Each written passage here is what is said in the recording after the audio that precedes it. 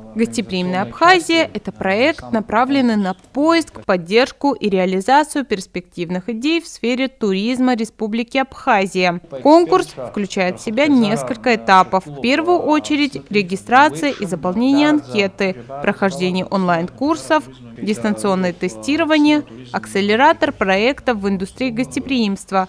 И уже в январе участников ждет финал и определение победителей. Что касается министерства и, значит, важности для нас такого рода проектов, ни для кого не секрет, что всегда нужно и важно развивать новые интересные идеи, локации, продвигать нашу страну.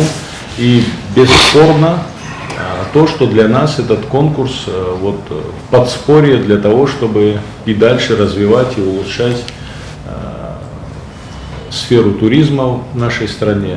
Я видел и проекты, связанные с продвижением Абхазии, горно-пешеходных маршрутов и всего остального, что не может не радовать меня как министра и нашу отрасль в целом. Более 80 конкурсных заявок, отобранных экспертами, направляются в акселератор проектов в индустрии гостеприимства. В отборе принимают участие эксперты из России и Абхазии.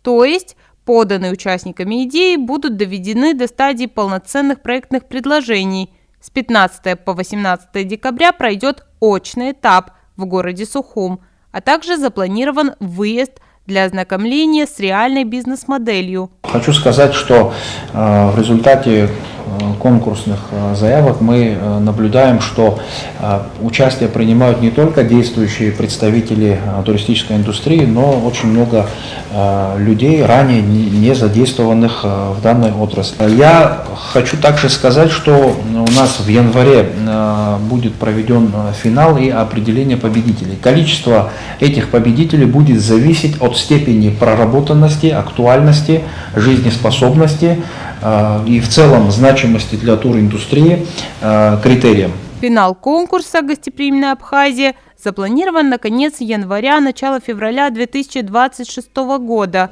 Проекты победителей должны быть в стадии реализации к 1 мая 2026 года. Алиса Адлиба, Торни Камичба, Абаза ТВ.